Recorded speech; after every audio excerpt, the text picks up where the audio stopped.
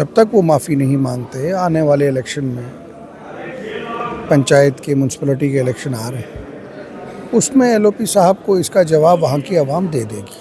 MLA महराज मलिक जो आज काफ़ी टाइम से जेल के अंदर बंद हैं, तो क्या कुछ कहेंगे अगर उनसे कोई मिस्टेक हो चुकी थी उनके लिए अलग से कार्रवाई करते, क्या इस तरीके से चुने हुए नुमाइंदे को जेल के अंदर बंद करना, उसकी कॉन्स्टिट्यूंसी की इस वक्त जो है नुमाइंदगी कौन कर रहा है यहाँ पे? जैसे पीडब्ल्यू डिपार्टमेंट के, पीडीडी डिपार्टमेंट के, पीएचई डिपार्टमेंट के जो आपकी सरकार के अंडर आते हैं, अब क्या कुछ इसमें पॉलिसी बना रही? पिछले 6 मंथ से सर इसमें पॉलिसी बन रही है, लेकिन अभी तक जो है कोई भी रिपोर्ट सामने नहीं है। अगर ये एनएलयू जम्मू बनाया तो कल इसमें, क्योंकि जम्मू कश्मीर में मुस्लिम मेजॉरिटी है, यहाँ ज़्यादा स्टूडेंट मुस्लिम आ जाएंगे, फिर यही लोग जो आज डिमांड कर रहे हैं कल कहेंगे इसको बंद करो। हमारे साथ इस वक्त एमएलए आज़ाद जहान जो अपनी हवेली के चीफ मिनिस्टर हैं, हम इन्हीं से जानने की कोशिश करेंगे। सर सबसे पहले टाइम देने का शुक्रिया।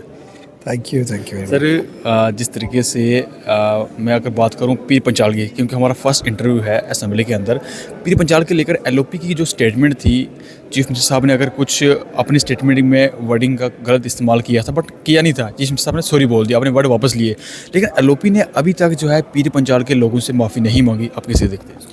देखिए, ये बड़ी बदकिस्मती है कि एलओपी साहब जो है, जो अल्फाज उन्होंने लगभग 20 लाख लोगों के लिए बोले, तो वो सबकी सेंटिमेंट्स को हर्ट किया है उन्होंने। और एक पॉलिटिकल पार्टी होते हुए वैसे तो उनके बोलने से कोई फ़र्क नहीं पड़ता, लेकिन एक जो सेंटिमेंट्स होते हैं वो हर्ट हुए हैं पॉलिटिकल पार्टी की तरफ से जो बोले गए।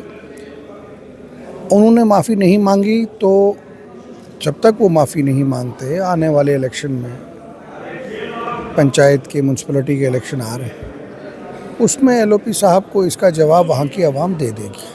एमएलए साहब, रजौरी पुंछ को हमेशा इग्नोर किया है, चाहे एलजी गवर्नमेंट हो चाहे हमारी गवर्नमेंट हो। सर एनएलयू को लेकर इस वक्त विवाद जो है जम्मू और श्रीनगर के बीच मिल रहा है, लेकिन हमारे लोग भी प्रोटेस्ट पे उतर आए हैं। इवन कि आपने भी जो है यहाँ पे प्रोटेस्ट किया असेंबली के अंदर कि हमारे लोगों को इग्नोर नहीं करना चाहिए।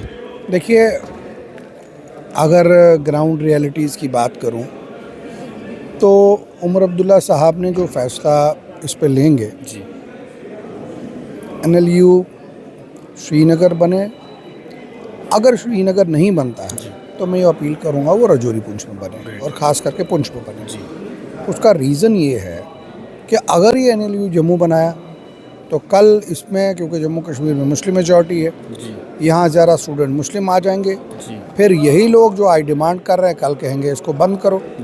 तो वो चीज़ जो है मैं समझता हूँ वो गलत है। हमें फ़ैसला यही करना चाहिए जिससे लोगों को फ़ायदा मिले। तो मेरी यही डिमांड रहेगी कि अगर श्रीनगर में खुलता है तो मुझे कोई एतराज़ नहीं है, अगर श्रीनगर में नहीं खुलता है तो पुंछ में खुले तो मैं उसको वेलकम करता हूँ। और जम्मू के बीजेपी के लोगों में कहना चाहूँगा कि आप एक कमेटी बनाइए, जिस तरीके से 2012-13 में हम मेडिकल कॉलेज लेके आए पीर पंचाल के लिए, उसी तरीके से कमेटी बनाए। वो कमेटी हम चल के दिल्ली से बात करें और 3 एनएलयू आए, एक श्रीनगर के लिए, एक पुंछ के लिए और एक जम्मू के लिए। हमें कोई एतराज़ नहीं है, गवर्नमेंट और हम इनका पूरा सपोर्ट करें। जान साहब, आप इस वक्त यूटी के एमएलए हैं। स्टेट के एमएलए और यूटी के एमएलए में कितना ही बड़ा फ़र्क है और कितने ही आपको काम करने में दिक्कत आ रही है? देखिए, दिक्कतें हैं थोड़ी बहुत, लेकिन ऐसी कोई बात नहीं है। अगर ग्राउंड पे आपका कंट्रोल हो और लोगों की आप काम करना चाहो, लोगों की नुमाइंदगी करना चाहो, लोगों के काम करना चाहो नेक नीति से, तो कोई इतना फ़र्क नहीं है। मैं जो समझता हूँ इतना फ़र्क नहीं है, लेकिन थोड़ी बहुत कमियाँ ज़रूर हैं। जो हुकूमत के पास अख्तियारात डायरेक्ट थे वो डायरेक्ट नहीं है, जिसकी वजह से परफॉर्मेंस में डिले हो रहा है। जो काम 10 दिन में होना चाहिए वो महीने में हो रहा है, तो वो एक प्रॉब्लम है ग्राउंड पे। जैसे ही नेशनल कॉन्फ्रेंस पावर में आई थी तभी जो है एक रेजोल्यूशन पास हुआ था, स्पेशल स्टेटस आर्टिकल थे 70 का और स्टेटहुड का रिलेटेड, लेकिन अभी तक सर स्टेटहुड को लेकर अभी तक कोई भी ऐसी स्टेटमेंट सेंटर की तरफ से सामने नहीं आई है। क्या कुछ नेशनल कॉन्फ्रेंस का स्टैंड रहेगा और आने वाले टाइम में क्या आप लोग प्रोटेस्ट करेंगे इसके लिए? देखिए, हमारा स्टैंड क्लियर है। ऑनरेबल प्राइम मिनिस्टर साहब ने और होम मिनिस्टर साहब ने floor of the house parliament में बोला है कि अपना क्या हम रिस्टोर करेंगे स्टेटहुड। हमारी ये डिमांड कंटिन्यू है। हम गवर्नमेंट ऑफ इंडिया से अपील करते हैं कि स्टेटहुड दफ़ा 370 और 35 से यहाँ पे बहाल करना चाहिए।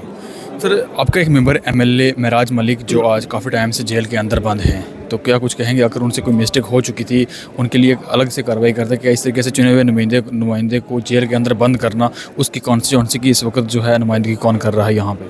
देखिए, मैं समझता हूँ गलत बात है। मैं गवर्नर साहब से भी अपील करता हूँ कि उसको अब हाउस में आने देना चाहिए, क्योंकि जिस एरिया को वो रिप्रेजेंट करता है वो पिछड़ा हुआ इलाका है। डोडा और चिनाब का इलाका बहुत पिछड़ा हुआ इलाका है। वो अपने एरिया की आके नुमाइंदगी यहाँ कर सके, और मुझे ऑनरेबल कोर्ट पे यकीन है कि उसको जल्दी सर एसपीओ जो है सेंटर के अंडर आते हैं, अभी तक जो है उनको परमानेंट नहीं किया गया, उनकी सैलरी भी बिल्कुल कम है। और अभी सर डेली वेजर जो है सड़कों के ऊपर हैं पिछले 6 मंथ से लेकर अभी तक कोई कमेटी बनी है, कोई रिपोर्ट अभी तक तैयार नहीं हुई है। क्या नेशनल कॉन्फ्रेंस अपनी इसी साल के अंदर उनको परमानेंट करेंगे या उनकी सैलरी बढ़ाएंगे?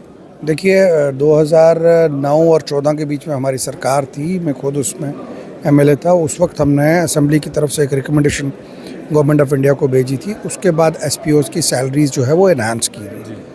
हम आज भी ये कोशिश कर रहे हैं, आपके मीडिया के हवाले से हम अपील करता हूँ कि इनको परमानेंट करना चाहिए, और इनकी सैलरी मिनिमम मैं कहता हूँ कम से कम 35,000 to 45,000 इनकी सैलरी करनी चाहिए, क्योंकि इनकी भी मुश्किलात हैं।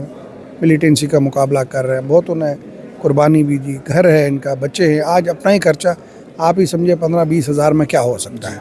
तो इनकी सैलरीज़ मैं समझता हूँ इनिशियली गवर्नमेंट को एक स्टेप उठा के 35 से 45 हज़ार के बीच में इमीडिएटली कर देनी चाहिए, और प्रोसेस शुरू कर देना चाहिए इनको परमानेंट करने सर के। जो दूसरे डेली वेजर्स हैं, पीडब्ल्यू डिपार्टमेंट के, पीडीडी डिपार्टमेंट के, पीएचई डिपार्टमेंट के, जो आपकी सरकार के अंडर आते हैं, अब क्या कुछ इसमें पॉलिसी बना है? पिछले 6 मंथ से सर इसमें पॉलिसी बनी है, लेकिन अभी तक जो है कोई भी रिपोर्ट सामने नहीं है। देखिए, उनकी लड़ाई हम हाउस में लड़ रहे हैं, हम उनके रिप्रेजेंटेटिव हैं, और वो हमारे भाई हैं।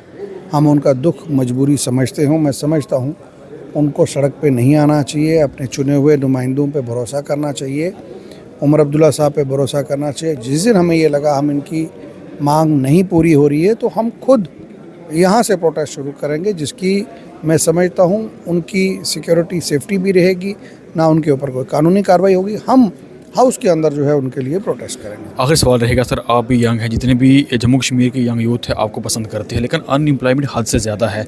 क्या सर वो जो बेरोज़गार बच्चे हैं वो प्रोटेस्ट करें, या फिर जैसे कि कोई भी एमएलए हो गया या एडमिनिस्ट्रेशन होगी, स्पोर्ट्स एक्टिविटीज़ करवाते हैं, 1-2 दिन स्पोर्ट्स एक्टिविटीज़ करवाएंगे, ठीक है, उसके बाद घर जाके का वो बैट और बॉल थोड़ी ना खाएंगे। उनके लिए सर रोज़गार के लिए क्या इंतजाम किया आपने?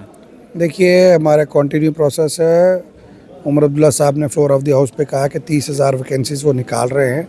मुझे पता 30,000 कम हैं, लेकिन एक शुरुआत है। 10 साल का गैप है, अभी स्टेट नहीं है, यूटी है, बहुत सी मुश्किलात हैं। जम्मू कश्मीर में हम भी चाहते हैं कि जल्द से जल्द लोगों को रोज़गार मिले, और उनके लिए वसाइल जो है हम बनाने की कोशिश करें, और इंशाल्लाह आगे भी बनाएंगे। बहुत से वक्त देने के लिए।